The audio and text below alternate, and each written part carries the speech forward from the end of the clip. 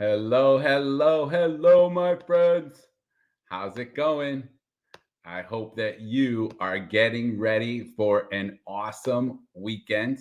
We are ready to help you out get started every step of the way with some awesome real estate info. Now, what I tell you here today I want you to share because people are not going to believe it, right? What I'm telling you here today is that people are going to be like, well, that's not what I heard on the news, right? Because that's how it goes, right? We are going to go over September's information. We're going to talk about, well, what's really going on in the real estate market here in Connecticut, right? And so as questions come up, please feel free. Please make sure you know that you can ask me as many questions as you want because guess what? I'm your local expert.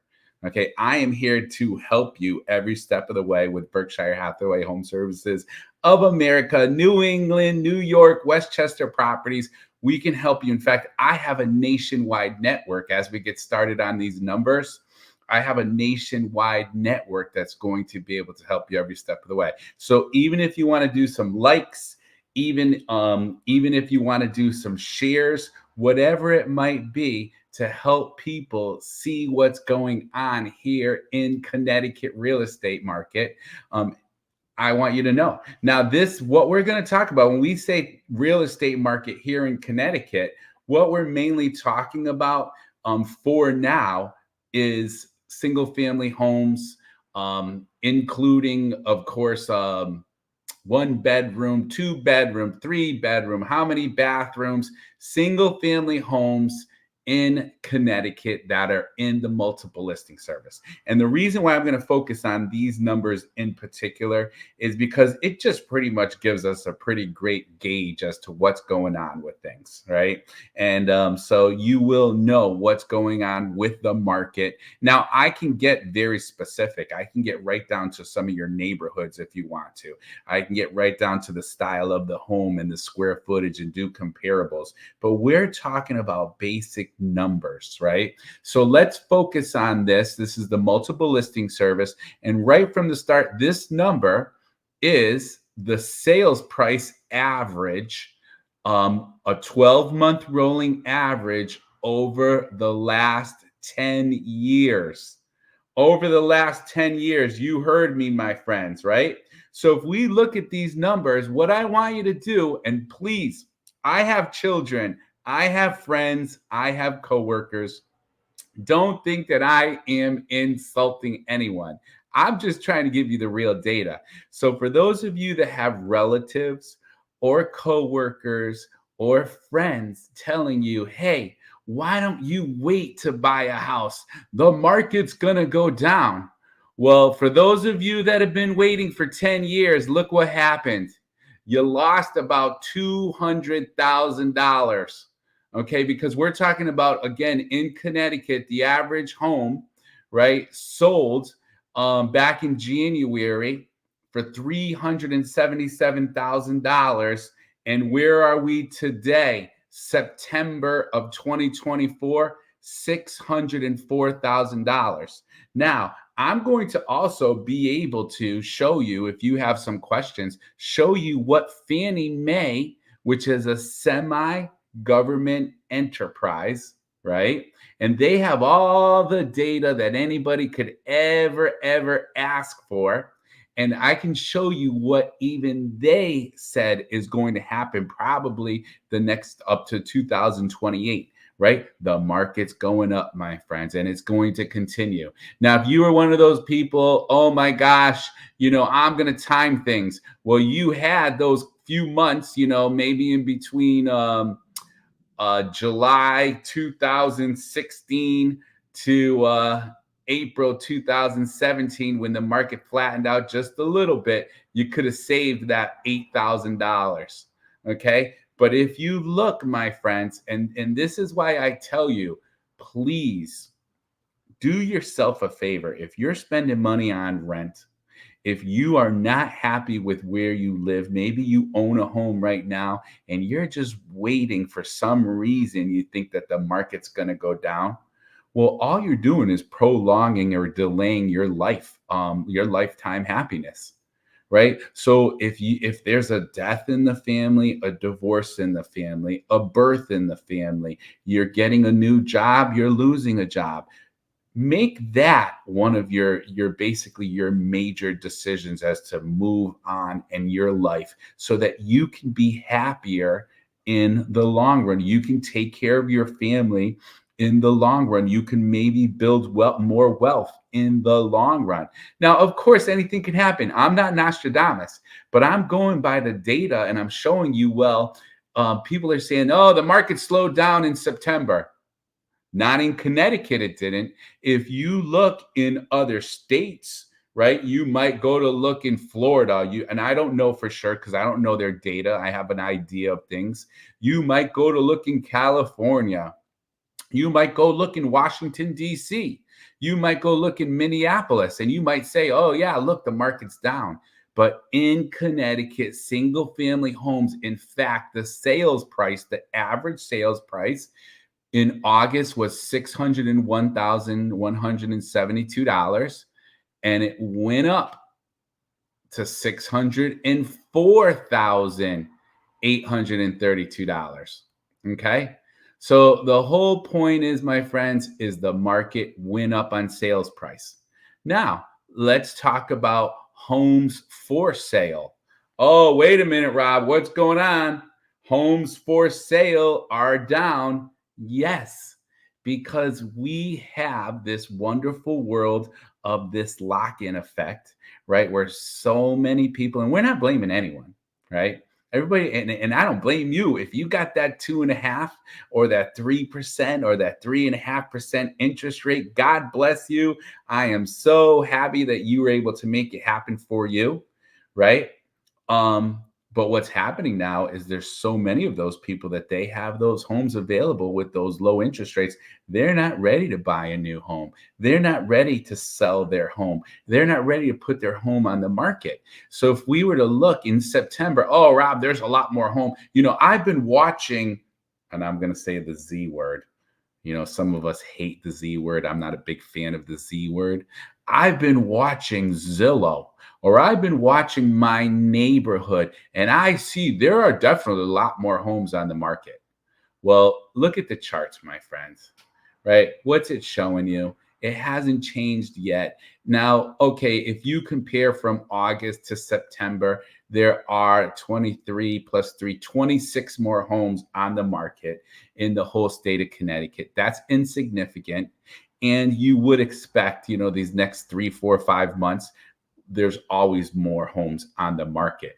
But overall, the trend is continuing, right? The trend is continuing. In fact, if we were to take a look, instead of 10 years, we were to just look at 1 year, right? If we were to look at 1 year, well, what happened in September 2023?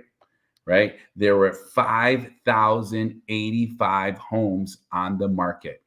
So last year in September, there were 5,085 homes for sale. This year in September, 4,800 homes. So you can see that it's still down. Okay. And that is what's happening truly in the state of Connecticut. Now, the next thing I wanted to take a look at is actual days on the market, and take a look at this chart. Now, this chart right here is only for the last 12 months. Okay. So once again, houses are staying longer on the market, Rob, right? No, they're not. In fact, September of 2023, homes in Connecticut were staying on the market for about 16 days on the market, right? 16 days on the market from the time it becomes an active listing in the multiple listing service until the time it shows is closed. Okay. And if you look, so again, 16 days on the market in the entire MLS, in the smart MLS of Connecticut, right? Which is the majority, the vast majority of Connecticut. There are a few little MLSs, little small ones in these little hotty toddy towns in Fairfield County. Again, don't get mad at me if you live there. Maybe I'm just a little bit jealous because they're probably beautiful, gorgeous homes, right? But for the most part, if you look, right, we went from comparison last September, 16 days on the market, to what happened to this September, 11. 5 days less. Rob, that can't be true. That can't be right. I see homes staying longer on the market, not in Connecticut. And when I say this, I'm really truly talking about Hartford and maybe 25, 35 miles out from Hartford. And every neighborhood, of course, is a little bit different. So maybe if you have a home in a neighborhood that's really priced high, or maybe that seller felt like they could get a lot more, maybe it wasn't marketed 100% correctly. Maybe it needed work and the seller just wanted to try to take advantage of the market. But the whole point is on average, homes were on the market 5 days less in September. Now, if you have questions about that or you're not sure about what I'm talking about, please feel free, put it in the comments or reach out to me if you want to talk in private. Of course, I am always happy to meet up with you for breakfast or coffee or lunch. My evenings are really, really busy for my clients, as far as showing them properties and spending time with my family and even teaching the real estate pre-licensing class. But if you want to sit down and talk for coffee, lunch, or breakfast, I am available. I invite you to invite me. Please let me know, right? So let's keep moving on with our numbers just for a few minutes here. And hopefully you are seeing, right? You are understanding, wow, Rob, it truly is not what they are saying. Okay. Well, one of the interesting numbers that I've always kind of taken a look at, and I think is kind of interesting, is the wonderful world of supply. Now, we've got involved in supply over the last few years when we were able to talk about, oh my gosh, there's not enough toilet paper on the shelves, right? And we were nervous about the supply, right? We were nervous the last few weeks about the ports and what's going to happen if those workers aren't able to bring enough things in? Well, with homes, it's kind of the same thing. Now, if you look, this is a 10-year chart, okay? If you look, right, months of supply of homes, well, 10 years ago, we were running around 9.2, 9.3. And what that means is that during that month, if we stayed on the same rate of selling homes, the amount of homes that we were selling per month, in 9 months, we would sell out of, and we didn't have any new homes come on the market. So if we continued with the same rate of selling homes and we had no new homes come on the market, we were around 9.5 months of supply. So that would mean in 9 months, there would be no more houses available on the market. Now, I've been told by industry experts, and I kind of believe this. I mean, I've only been doing this for over 20 years, but I've been told that when you have somewhere around, 8, 9, 10 months, somewhere in between this range here, then that's a balanced market, meaning that both buyers and sellers have about the same level of leverage. They have about the same level of negotiating power on average. Hopefully that's making sense to you, right? So if you look back in 2014, 2015, even 2016, we had about the same level of power, between a buyer and a seller. Now, if you go beyond that, it starts going down, down, down, down, down, and then it leveled off for a little bit. And here we are. Now we can say, oh, Rob, well, it did go from 2.1 no, it's actually the same, 2.2, 2.2. Okay. We have basically, my friends, if you can see what's happened, And this even started happening in 2019, just a little bit. It even started happening even before then. Well, what's going on is that sellers are gaining more power, and the people who are waiting all these years are losing out, right? And if we run out of homes, we can, if we have homes that are selling at the same rate and we have no new homes come on the market, we will run out of homes for sale in 2.2 months. Okay. Now, all right, I'll give it to you. In September of 2023, we had 2 months worth of supply. In September of 2024, we have 2.2. So for those of you that are, saying, "Oh, everything's falling apart and I'm just going to wait," maybe we can give you that one. But besides that, the numbers are pretty much telling you what's going on. Let's take another look at things, and that is price per square foot. And take a look at that. Now, once again, that's price per square foot. All right. That's the median. Here's actually the average. Let's see if it really shows different. I don't think it'll show too much different. Right now we're crunching those numbers, and here you go. Here's the average price per square foot of homes, single family homes that are selling in Connecticut. And these include foreclosures, these include short sales and so forth. And what are you looking at? Well, back in 2014, and I kind of remember these numbers for quite a while. In fact, I remember when $120 a square foot was a big deal. But, we were running about $160 a square foot on average for a good 6 years right there. Okay. And of course, we had certain things that happened 4 years ago, but it hasn't stopped since then, right? It hasn't stopped. In fact, even last month, price per square foot, $266. September last month, 268. The month before, 266 in August. The month before, 264. Now remember, these are not charts that I just put together. I don't want you to think like, well, anybody can do anything with the numbers, because I do believe that sometimes. I've been involved in finance and accounting and that sort of thing.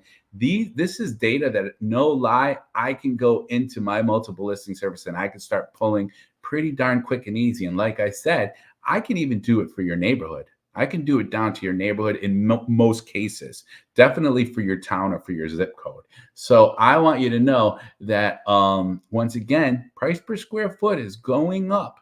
And this is not something for you to just wait on, because if you do, you're probably going to be the one to miss out. Okay. Now, one interesting thing I want to show you, and please feel free, put your questions in the comments or reach out to me on a direct message if that's something that you want to do, you want to talk a little bit more, right? But we're going to look here that I think this is pretty interesting, and that's shows per listing. Okay, so we're going to crunch these numbers here, and I'm hoping that I have my internet set up, and here we go. Right? It's kind of an interesting over the last 10 years, right? If we take a look at this, I guess we probably don't have the data from before 2017 on this particular report, but we were having about 4 or 5 showings. We were having about 4 or 5 showings per listing. And from there, it's gone up to 10, and it didn't stop. And it's been 10, 10, 10, 10. I actually think, this is on average, and this includes a lot of different kinds of homes. And this did go down just a little bit, right? From 9, in September, 9.8, August, 9.9, July, 10.1. So that's a little bit of a change, but I don't think it's significant. I mean, it does happen. If you look here, what happened in August to September, and then it went down, down, down, because it always kind of goes down a little bit in the winter months for the most part, showings per listing. But one of the things that's happening, I think, in many cases, is that there's buyers that are getting disenchanted. They're giving up. They're being told to wait, right? And maybe that will help, but it's not going to help that much, my friends. I don't believe, unless something crazy was to happen in this economy or in this marketplace, because it's not going to help the buyers to get more leverage. Because even still today, I make an offer on a condo. We have 9 other offers we're competing against. I had another client. We made an offer on 2 condos. Both of the number of offers were over 10, and we were competing against, and we're still waiting since Monday to get an answer, because they're going through these offers and they're trying to figure out which one is the best for them. And I can tell you, I've been working it to the max. I've been talking to the listing agent. I put together my whole outline and explained to them the offer and how they can explain it to the seller. My buyer and I had an awesome strategy, as far as I'm concerned, to be able to help them. So with that in mind, I can tell you that it's just a very, very interesting scenario for you to think about. Well, what is it that you're going to do? And this is what I really wanted to do, was share those September numbers with you. So I also went to the Connecticut instructors, because I do teach the real estate pre-licensing class, and I do have an awesome award-winning team. They kicked some butt again in September. In September, we were awarded top selling and listing team for our office. So I'm really out there trying to teach and show people the best ways that they can get ahead in their lifestyle, whether it's with real estate, whether it's with a real estate career. So if you have questions, if you want to go over data, please feel free to reach out to me. Let me know if you need me for anything. I hope you are getting ready for an awesome weekend. And this is Rob Rosa. Hopefully your favorite real estate broker. God bless you, my friend. Enjoy the day, and we'll talk to you soon.